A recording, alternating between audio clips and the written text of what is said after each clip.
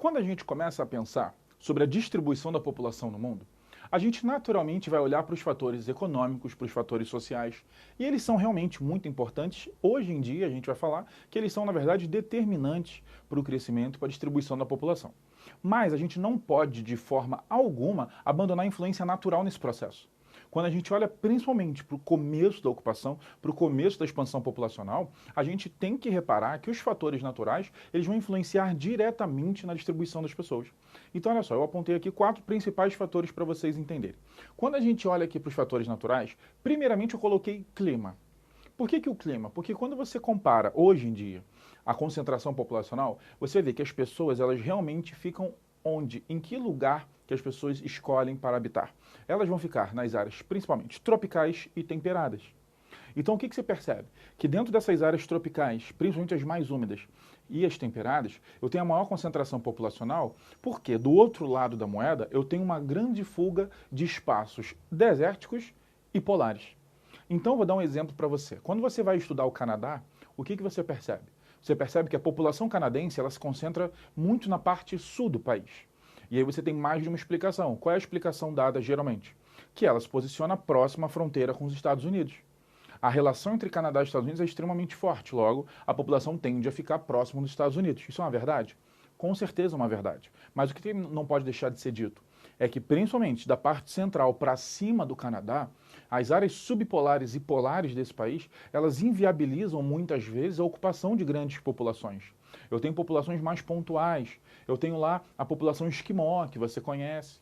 Então, repara só o que eu quero falar. O Canadá tem uma ocupação muito voltada ao sul por uma razão política, econômica, óbvia, proximidade com os Estados Unidos, mas também com o quê? Com o fato de estar em um espaço de clima um pouco mais ameno, menos frio que o seu norte. Então, o clima ele é um fator principal. Quando você olha o deserto do Saara, o gigantesco deserto do Saara, mais de 9 milhões de quilômetros quadrados, a gente percebe nessa área imensa, maior que o Brasil, a gente percebe uma população muito pequena.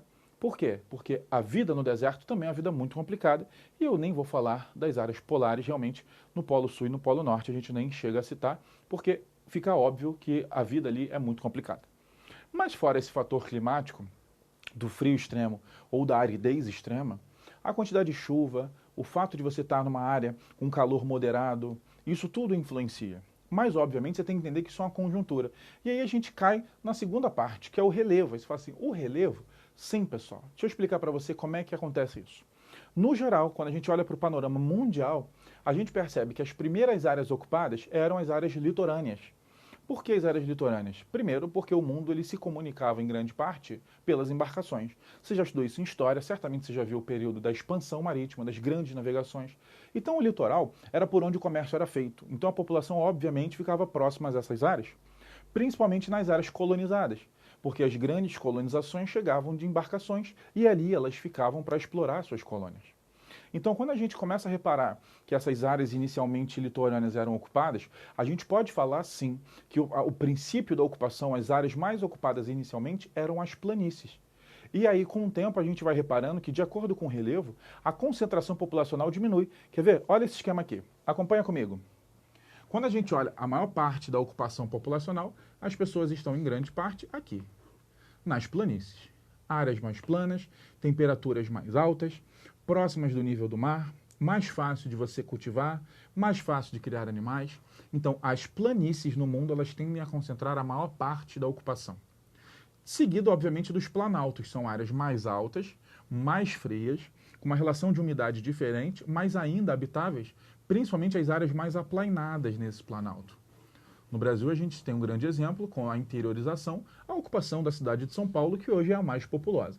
Então a gente percebe que há essa migração da planície para o planalto e, obviamente, as áreas menos ocupadas, pensando em relevo, são as montanhas, tanto pela deficiência de se viver em algo de um lugar inclinado, quanto pela ideia do frio extremo, da dificuldade da vegetação crescer.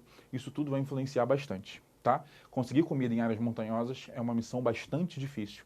E outra coisa, a água que está ali está muito em estado sólido, então isso dificulta muito a vida. Quando a gente olha para o solo, você fala assim, solo, Hansen? Sim, com certeza. O solo, pessoal. Por quê? Porque historicamente, biblicamente, quando você vai pegar essas fontes, você percebe que os rios eles eram extremamente importantes.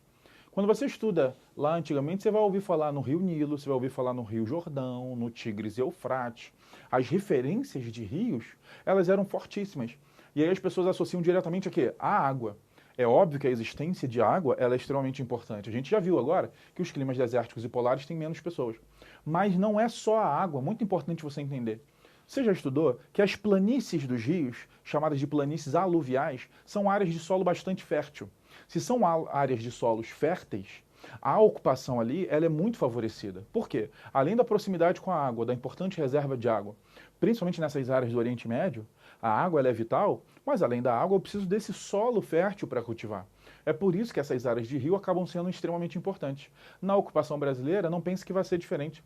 A ocupação do Nordeste foi muito baseada, seguida, né, através de rios e principalmente com o uso de um solo de beira de rio que no Nordeste passou a ser chamado de massapê, solo de massapê.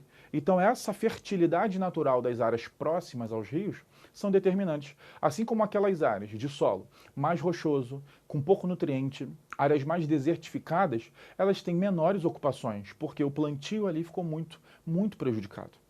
E por último que eu vou falar da geologia. Como assim a geologia, Hansen? Áreas geologicamente instáveis, pessoal. Principalmente as áreas de encontro de placa, os hotspots, né, que são áreas de grandes vazamentos vulcânicos. Essas áreas também têm certas dificuldades. É óbvio que nós temos casos que isso é superado ou que a pessoa não tem opção. O nosso grande exemplo é o Japão. O Japão é o país com a mais intensa atividade tectônica do mundo e tem a 10ª maior população. É óbvio que tem uma história política e cultural e muito forte nesse sentido, mas é importante você falar que o japonês ele teve que se adequar a essa condição. Você sabe que ele tem prédios preparados, estruturas preparadas, muita informação, sensores. Então, assim, a geologia, obviamente, ela vai influenciar. As áreas mais instáveis tendem a ter menos ocupação, enquanto as áreas mais estáveis são, obviamente, melhores para se ocupar.